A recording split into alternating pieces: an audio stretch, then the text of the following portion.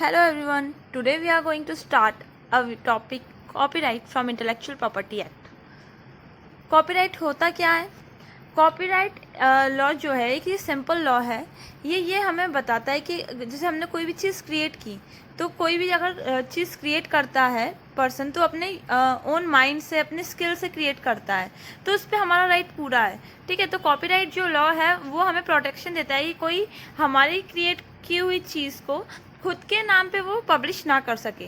ठीक है, देखो, copyright laws name suggest that is simple law that suggest if you can create something you can own it and only you get to decide what happens next with it. अगर हमारी चीज़ है, हम इसको own कर रहे हैं, तो हमें पता है, ये हमारा राइट है डिसाइड करने का कि हमें इसके साथ क्या करना है। ठीक है, अब जो इंडिया में जो लॉ आया था, ये आया था कॉपीराइट एक्ट 1957 में। ठीक है, इसका ऑब्जेक्टिव क्या है इस लॉ का? पहले जो भी ऑथर्स होते थे, कंपोजर्स, आर्टिस्ट, डिज़ाइनर्स और जो भी क्रिएटिव पीपल होते थे, वो अपना पूरा कैपिटल लगा देते थे, अपनी पूरी रिस्क लगा देते थे इन वर्क को क्रिएट करने पे पब्लिक, और ये पब्लिक में ये लोग वो पब्लिश करते थे। ठीक है, तो ये उनका एक ओरिजिनल राइट है, इसको रिजर्व करना, रेगुलेट करना। ठीक है, और दूसरा ये भी है इसका एक ऑब्जेक्टिव कि लोगों को इनकरेज करना कि वो फ्रीली अपने आइडियाज़, अपनी इन्फॉर्मेशन कन्वे कर सके अपने वर्क के द्वारा, और आपके जो वर्क है इसको पूरी प्रोटेक्शन मिली है। ठीक है, देन वाई कॉपीराइट? कॉपीराइट क्यों हम यूज़ करते हैं? तो copyright ensure certain minimum safeguards of right of author over their creators, thereby protecting and rewarding creativity. सबसे पहले तो जो ऑथर की राइट है उसको रिजर्व करना, सेफगार्ड करना, एंड दूसरी चीज़ की जो भी इसका क्रिएशन है उसको प्रोटेक्ट करना और उसको रिवार्ड करना, कुछ उसकी क्रिएटिविटी के अगेंस्ट उसको कुछ रिवार्ड करना कि आपने इतना अच्छी चीज़ बनाई है, तो हाँ, पब्लिकली ये पॉपुलर होनी चाहिए। ठीक है, क्रिएटिविटी बीइंग द की, क्योंकि जो क्रिएटिविटी है ये की स्टोन है प्रोग्रेस की, हमारी इकोनॉमी की, हमारे डेवलपमेंट की, प्रोग्रेस की एक की स्टोन है। अगर क्रिएटिविटी को ही हम बढ़ावा नहीं देंगे तो फिर नए नए इन्वेंशन से नहीं हो पाएंगे, जो पब्लिक वेलफेयर के लिए चीज़ें हैं वो इनकरेज नहीं हो पाएंगी। इसलिए कॉपीराइट की हमें नीड है। अब कॉपीराइट बहुत सारी चीज़ों में दिया जाता है, जैसे कि लिटरेरी वर्क में दिया जाता है। लिटरेरी वर्क जो होते हैं उनका मतलब होता है जैसे कि कुछ चीज़ बुक्स में है, आर्टिकल्स में कुछ किसी ने अपनी कुछ थॉट्स लिखे, कुछ जर्नल्स में, पीरियडिकल्स में, मैन्यूस्क्रिप्ट में जो उन्होंने अपने थॉट्स वगैरह, विचार वगैरह लिखे हैं, जो भी चीज़ें। ठीक है, कोई ट्रांसलेशंस हुए, अब्राइजमेंट्स हुए, है ना, जो भी उनके जो ओरिजिनल वर्क्स होते हैं, लिटरेरी वर्क्स, ये कॉपीराइट लॉ द्वारा प्रोटेक्टेड होते हैं। ठीक है, एंड हाँ, एक अभी जो कंप्यूटर प्रोग्राम्स वगैरह हैं उनको भी हमने लिटरेरी वर्क में अमेंड करके ऐड किया गया है। ठीक है, अब कॉपीराइट जो प्रोटेक्शन है वो कंप्यूटर प्रोग्राम्स को दिया गया था। ये कब हुआ था? मैंने आपको बताया कि 1994 में ये जो लिटरेरी वर्क है इसमें कॉपीराइट एक्ट में अमेंडमेंट हुआ, और ये कंप्यूटर प्रोग्राम्स, टेबल्स, कंपाइलेशंस और कंप्यूटर डेटाबेसेस जो भी हैं ये सब इसमें ऐड किए गए। ठीक है, जो ओनर होते थे कंप्यूटर प्रोग्राम्स के, उनको इन कॉपीराइट लॉ के अंदर प्रोटेक्शन मिलती थी। ठीक है, अब a computer program can be registered with the registrar of the copyright. अब जैसे कि कोई मान लो सॉफ्टवेयर इंजीनियर है या कोई भी है, वो अपना कोई भी कंप्यूटर प्रोग्राम एक डेवलप करता है, तो उसको ये नीड है कि उसको रजिस्ट्रेशन करवाना पड़ेगा ताकि कोई इसकी प्रोग्राम को मिसयूज़ ना करे या कोई अपने नाम पे पब्लिश ना करे, तो उसके लिए उसको रजिस्ट्रेशन करवाना पड़ेगा। तो ये रजिस्ट्रार के पास उसको रजिस्टर्ड करवाना पड़ेगा। और कैसे करवाना पड़ेगा? उसको फर्स्ट 25 लाइन्स और फर्स्ट 35 लाइन्स, सॉरी 30 नहीं, हाँ, फर्स्ट 25 लाइन्स और लास्ट 25 लाइन्स जो भी सोर्स कोड की है वो उसको देनी पड़ेगी। ठीक है, अब अब मान लो कि जो लीगली कॉपीज़ बनाते हैं लोग कंप्यूटर प्रोग्राम की, ताकि बैकअप कॉपीज़ रखें, और वो भी ताकि इस तरीके से बनाते हैं कि जो ओनर है उसको कोई डैमेज ना हो, डिस्ट्रक्शन ना हो। तो ये तो परमिटेड है, इसको परमिशन दी गई कि आप क्रिएट कर सकते हो लीगली ये कंप्यूटर प्रोग्राम्स की copies.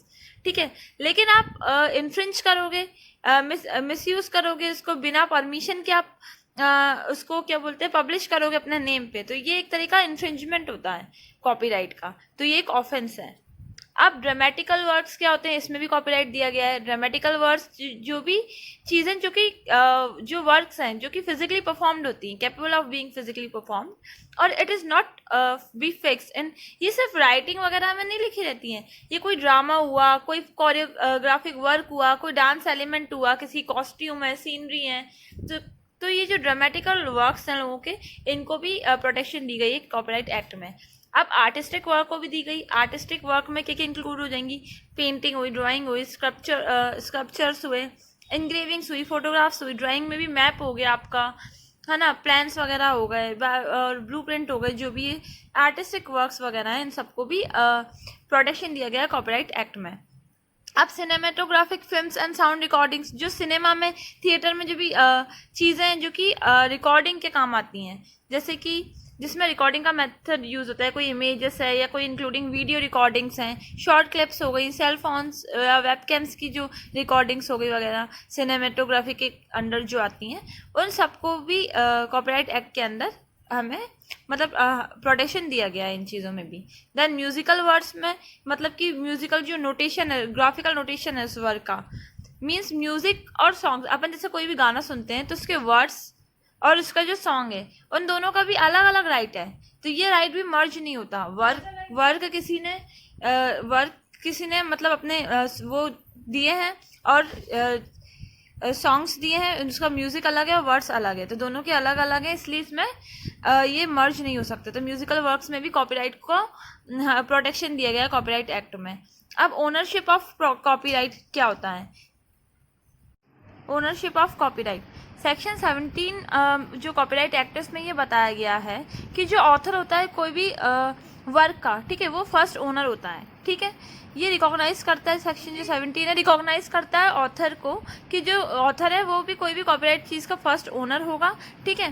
The author is defined under the act. अब ऑथर को भी डिफाइन किया गया है, जैसे कि मान लीजिए 2D में ऑथर को ये डिफाइन किया गया है कि कोई लिटरेरी वर्क हुआ या ड्रामेटिकल वर्क हुआ तो जो जिसने क्रिएट किया है वो उसका ऑथर, या अगर कोई म्यूजिक से रिलेटेड है तो वो उसका कंपोजर जो जिसने कंपोज किया है, ठीक है। या फिर कोई आर्टिस्टिक वर्ड से रिलेटेड चीज़ें हैं तो उसमें आर्टिस्ट आएगा, वो उसका फर्स्ट ओनर होगा, ठीक है।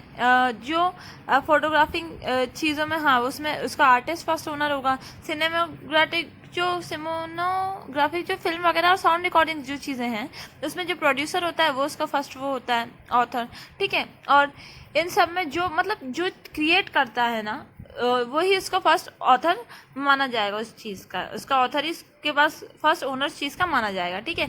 लेकिन सेक्शन 17 के कुछ एक्सेप्शंस हैं, जैसे कि मान लो author and the first ownership in the term of employer. मान लो कि कोई एम्प्लॉयर के रूप में, मान लो कि जैसे कि कंप्यूटर सॉफ्टवेयर इंजीनियर है कोई, ठीक है। अब वो कंपनी के अंडर वर्क करते हैं तो कुछ कंपनी ने उन्हें प्रोग्राम सिखाया, उनको ट्रेनिंग देंगी कि आपको ये सॉफ्टवेयर डेवलप करना है, ये करना है, तो वो जो कंपनी के गाइडेंस के अंदर जो सॉफ्टवेयर डेवलप करेंगे तो वो जो सॉफ्टवेयर उस पर ओनरशिप किसकी होगी? कंपनी की होगी, क्योंकि ये ड्यूरिंग द एम्प्लॉयमेंट डेवलप कर रहे हैं, ठीक है। तो ये क्या हुआ कि कॉन्ट्रैक्ट ऑफ वर्क है और जो कॉन्ट्रैक्ट फॉर वर्क होता है उसमें जो ओनरशिप होती है वो उसकी नहीं होती है, उसकी खुद की ओन होती है, एम्प्लॉयर की नहीं होती, ठीक है। तो सेकंड जो है कि अगर कोई गवर्नमेंट के कंसेंट के अंदर हम वर्क कर रहे हैं, उसके डायरेक्शन के अंदर वर्क कर रहे हैं, तो ऑब्वियसली जो उसमें राइट है, ओनरशिप है, वो गवर्नमेंट की होगी, ठीक है। ऑथर कोई पब्लिक अंडरटेकिंग है, कोई ऑर्गेनाइजेशन है, उसके अंदर उसके लिए कोई वर्क कर रहा है तो वो पब्लिक अंडरटेकिंग जो भी है वो ओनर होगी उसकी, ठीक है। अब कोई कमीशन के अंदर वर्क कर रहा है, ठीक है। अब मान लो ऑथर ने first owner of copyright for commission work के लिए कर रहा है, तो जो भी वर्क कर रहा है वो कमीशन उसकी वो होगी ऑथर, फर्स्ट ओनर, ठीक है। अब कौन क्लेम कर सकता है कॉपीराइट? अगर कोई जॉइंट वर्क करे, मान लो कि कोई बुक है, ठीक है, किसी ने, एक पर्सन है, उसने एक ए है एक बी है, मान लो ए ने बी को कुछ मटेरियल्स दिए कि तुम ये चीज़ें बुक में डाल सकते हो, ये चीज़ें उसको टाइम पे बताता गया, और जो बी थी उसने पूरी बुक बनाई। तो जो अब इसमें ये क्वेश्चन आया कि ओनरशिप इस जॉइंट वर्क का कौन होगा, तो इसमें उसने अगर ए ने प्रोवाइड किया अपने मटेरियल्स तो जो ओनरशिप है ये दोनों का होगा, क्योंकि बी की स्किल्स इधर लगी और इधर ए की मटेरियल्स लगी, तो ये को ओनर्स हो जाएंगे दोनों, ठीक है। क्योंकि यहाँ पे मटेरियल्स दिए गए हैं, जहाँ पे अगर मटेरियल्स नहीं दिए जाएंगे तो वहाँ पे को ओनर नहीं होंगे, जिसने जो स्किल लेबर से वर्क बनाया है वो वही पर्सन ओनर होगा, ठीक है। अब assignment of copyright. Assignment of copyright क्या होता है कि असाइनमेंट ऑफ कॉपीराइट मतलब होता है कि कॉपीराइट को असाइन करना, किसी को देना अपना राइट। जैसे कि कोई ऑनर होता है कॉपीराइट का, ठीक है।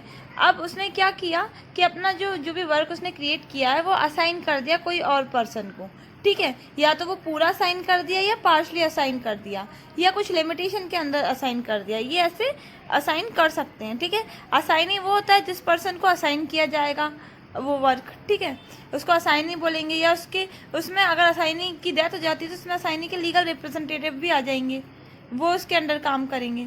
ठीक है, तो ये असाइनी होता है जिसको वर्क असाइन किया जाता है। अब mode of assignment of copyright क्या होते हैं कि जो ओनर होता है कॉपीराइट का वो एग्जिस्टिंग और फ्यूचर वर्क में भी वो या तो प्रेजेंट में या फ्यूचर में जो भी वर्क है वो अपना किसी पर्सन को असाइन कर सकता है, या तो वो पूरा जो अपना क्रिएशन है या वर्क है पूरा असाइन कर सकता है या पार्शली असाइन कर सकता है, या कुछ लिमिटेशन के साथ असाइन कर सकता है या बिना कोई लिमिटेशन के साथ असाइन कर सकता है वर्क।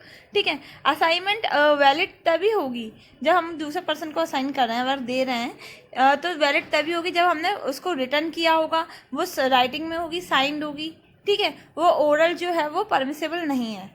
और ये जो it shall identify the work, specify the right assign, duration, territorial extend and such assignment, amount to royalty payable to author. ठीक है, अब और इसमें ये भी डिसाइड हो सकता है कि उसने उसको दिया है अपना वर्क तो वो उसको कितना कमीशन देगा, कितनी रॉयल्टी जो पे करनी पड़ेगी, ये सब इसमें डिस्कस होते हैं। ठीक है, तो ये होगा modes of assignment of copyright, कैसे हम असाइन कर सकते हैं। ठीक है, थैंक यू। मुझे होप है कि आप सबको ये चीज़ समझ में आई होगी। अगर आपको ये समझ में नहीं आई है then you may ask in the comment section. ठीक है, थैंक यू।